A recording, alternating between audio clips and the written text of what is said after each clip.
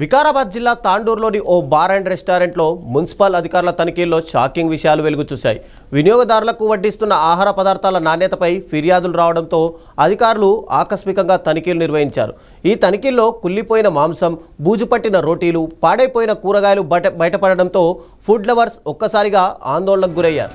ప్రజల ఆరోగ్యంతో చిలగాటమాడుతున్న నిర్వాహకులపై అధికారులు ఎలాంటి చర్యలు తీసుకుంటారన్నది ఇప్పుడు ఆసక్తికరంగా మారింది.